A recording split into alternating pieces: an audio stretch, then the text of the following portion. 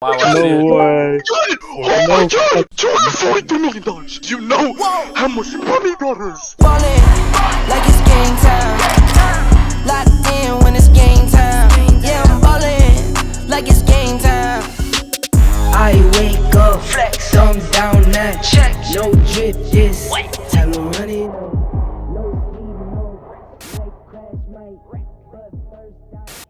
It's the 19th of August 2024, the day a group of young adults carried out one of the largest crypto heists ever recorded. 20-year-old Malone Lam, 18-year-old Veer Chetal, 21-year-old Jeandiel Serrano, Danish Can and Chen. These kids targeted a single Genesis creditor who had no idea they were about to lose a staggering $230 million worth of Bitcoin. But how did they pull it off? Were they expert hackers with advanced coding skills? Well, it was much simpler than it seems. These scammers did something very clever. They hacked into basic human nature.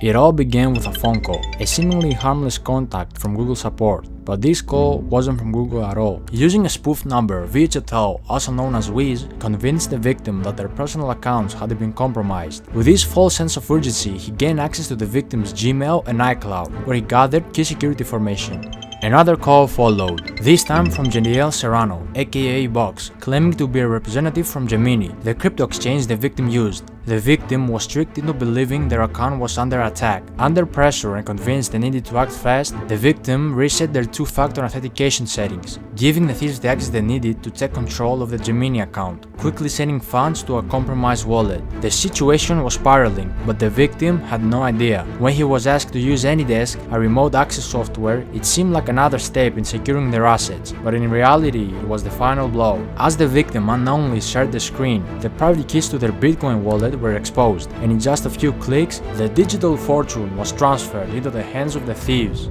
Oh, wow. Wow, I see No it. way. No f***ing way. I see it, bro. It's on the blockchain. It's on the blockchain, bro. No way. Oh my god! Oh my god! In a private video, they recorded the live reactions to the successful transfer of 4,064 bitcoins valued at over $230 million at the time, clearly excited as they watched the millions flow into their wallets. How did they manage to pull off such a heist? How could someone with that much wealth be deceived so easily? And why will they record themselves in the act of committing such a massive crime? These are questions that might never be fully answered, but one thing was clear: the money was now in the hands of the criminals, and they knew their work wasn't done yet. Exactly 17 minutes after, they quickly set about laundering the money. To make it harder for authorities to track the stolen crypto, they split the Bitcoin into smaller amounts and transferred it across 15 different exchanges, a common tactic known as pill chains. The idea was to break the large transactions into smaller ones, making them harder to trace. Bitcoin was swapped for Litecoin, Litecoin was swapped for Ethereum, and Ethereum was swapped for Monero. The process took several days, with constant swapping between different currencies and exchanges, further obscuring the trail. Go to the top right, the settings bar. Settings, no, not that. Like the swap settings. Set custom recipient. No, bro, what the hell?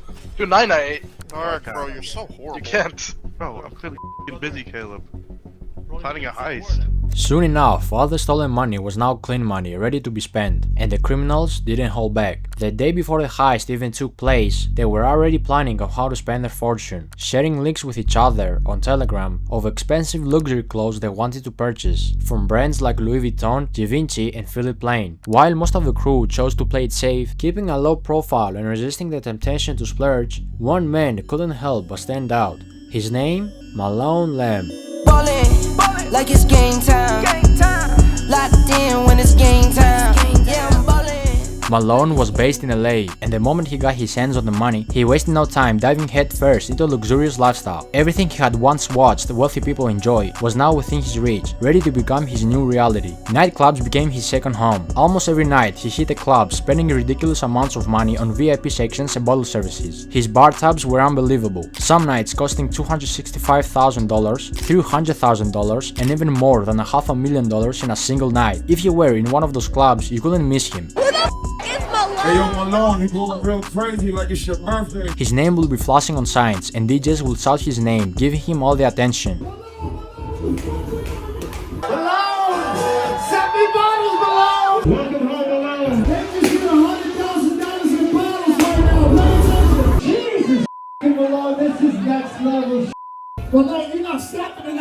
He quickly became everyone's favorite, because whenever he was around, everyone got to drink for free. He threw around cash like it was nothing, and one time he even handed a DJ a massive 6-liter bottle of Golden Ace of Spades champagne, which could cost anywhere from $25,000 to $60,000. Another time he tipped a DJ $2,000 and had all the unopened bottles in the club sent straight to his house. He even tipped me $2,000. When I tell you the amount of bottles he sent me that I took home brand new, everything sealed, brand new. But as fun as LA was, it still didn't feel like enough. He craved more attention, more luxury, more extravagance. So what did he do? He chartered a private jet to Miami. There, he took his spending to a whole new level. In Miami, Malone settled in a waterfront mansion. This place wasn't just any house. It was a $10.5 million estate with a $62,000 a month rental price tag. This mansion was massive, covering over 8,500 square feet, with 25-feet ceilings, 10 bedrooms, and a huge pool with a jacuzzi. It had 2 big front gates and a garage with a spacious driveway that was later filled with expensive supercars and luxury vehicles. Malone bought a black Mansory SF90, a white Lamborghini Urus, a fully kitted out white Mansory Lamborghini Urus with baby blue interior, a matte black Lamborghini Revuelto, the new Porsche 911 GT3 RS, the new Ferrari SUV in black, 2 Mercedes-Benz G-Class, 1 in grey, 1 wrapped with matte black camo, a convertible matte black and pink Rolls-Royce Dawn, a blue BMW M4, another Lamborghini Revuelto in matte grey, a blue Lamborghini Urus, an all-white wide-body kit Lamborghini Aventador SVJ with Malone's name written on the bottom of the door, a matte black Ferrari 812 Superfast, another Lamborghini Aventador SVJ in blue, a pink Urus,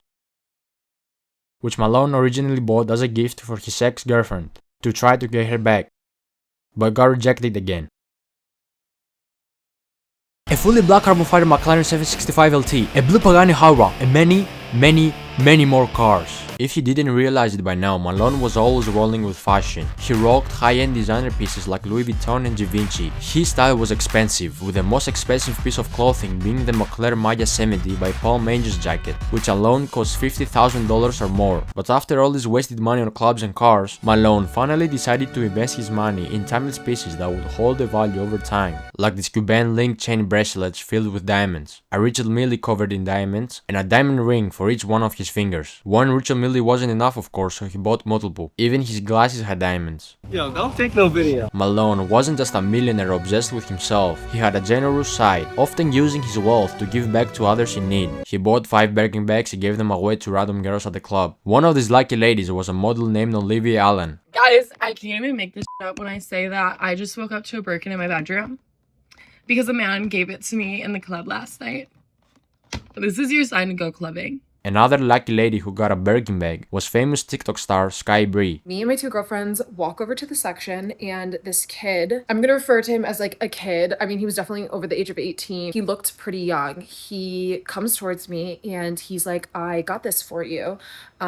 She ended up saying she didn't like it. It's beautiful, but to be honest, it's not really my style. While Malone was busy making his name known, flaunting his wealth at every turn, he was also drawing the wrong kind of attention. His outrageous spending, paired with his desire to be noticed, made it easier for authorities and blockchain experts to track him down. Investigators, including prominent figures like Zach XPT, were closely watching the flow of the stolen funds, tracing each move as he splurged on cars, clubs, and luxury items. The more he spent, the more obvious it became that his newfound fortune was linked to the heist, and soon enough, the walls started closing in.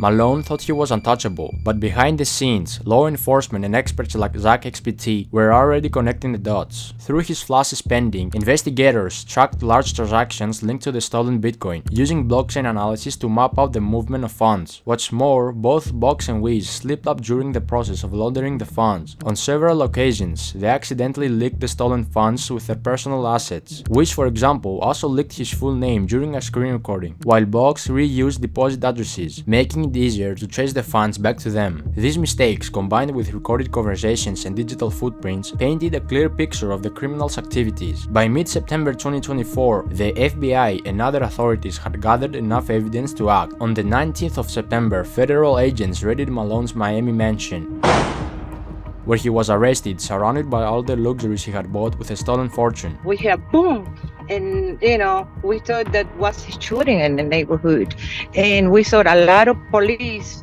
This was something that never happened in this neighborhood. Most of the time was a lot of party. It was party because I can hear from my house the music. It was a stark contrast. Malone, who had lived like a king for just a short while, was now being led away in handcuffs. Authorities were able to freeze over $9 million in stolen funds, with $500,000 already returned to the victim. However, a significant portion of the stolen money remains in cryptocurrency wallets. At the time of making this video, $21 million linked to Box is still sitting in one wallet, while Veer Chetal, also known as Wiz, has around $39 million tied up to his account. Additionally, $4 million of Malone's funds remain untouched in another wallet. But what happened to everything else he bought? The cars, the clubs, the private jets, and all the flashy stuff. See, when a criminal buys luxury items, like cars, with stolen money and later gets arrested, the government steps in and seizes those assets through a process called asset forfeiture. This allows law enforcement to take control of anything purchased with illegally obtained funds, such as cars, houses, or expensive jewelry. Once these assets are seized, they are usually put up for auction. In many cases, dealerships or buyers, including the same dealer who originally sold the cars, can purchase them again, often at a lower price than they were initially sold for. The money made from these auctions then is used in a couple of ways. A portion of it will go toward compensating the victims of the crime, helping to recover some of the stolen funds, while another portion could be used to cover the cost of the investigation and legal proceedings. If the victim is lucky, he can get 50 to 65% back after the auction and administrative fees, the cut the investigators will get. However, in Malone's case, 3 of the cars he purchased, the Mandarin Lamborghini Urus, the Lamborghini Revuelto, and the Porsche 911 GT3 RS, were later transported to LA following his arrest. These cars were spotted by EFF Spot, a popular YouTuber who is known for his rare and expensive car spotting videos. In this particular video, both the Revuelto and the Porsche appeared with noticeable damage. The Revuelto had significant front-end damage, while the Porsche was dented in the rear, suggesting that the Revuelto had likely rear-ended the Porsche. This kind of damage will undoubtedly decrease the value of these cars when they go to auction, significantly reducing the amount the victim could recover. The same process will apply to the clothes, jewelry, watches, and designer glasses that Malone purchased. These luxury items are likely to be seized by authorities and auctioned off as part of the asset recovery process. High-end watches, such as his Richard Mille pieces, are particularly valuable and could bring in significant amounts at auction. While designer clothes typically depreciate in value, Malone's expensive pieces will still hold enough worth to help recover the funds for the victim. As for the wild spending in clubs, that money is pretty much gone. When you blow $500,000 in a single night on bottle services and VIP sections, the clubs aren't held responsible for giving it back, especially if they had no clue the money was stolen. Same goes for the private jets. Those jet companies provided a legitimate service, so the money Malone spent on his flights is long gone. In conclusion, while most of the big ticket items can be seized and auctioned, much of what Malone spent on services, like clubs and private jets, is lost for good. This story isn't just about a major heist or the luxurious lifestyle Malone enjoyed for a brief moment. It's a lesson in greed, the dangers of showing off wealth that wasn't earned, and how quickly everything can come crashing down. Despite all the money spent, the nights out, and the flashy purchases, Malone's dream life was built on stolen funds, and it was only a matter of time before it fell apart. Authorities might recover some of the stolen money, but the damage done to the victim and the recklessness of Malone's spending spree are a reminder of how easily things can slip away. For Malone and his friends, what started as a wild ride of lavishness ended in arrests and their names tied to one of the biggest crypto crimes in history. In the end, this heist shows us that no matter how clever the crime or how big the payout, the law always catches up, and the price they paid was far greater than the short-lived luxury they enjoyed.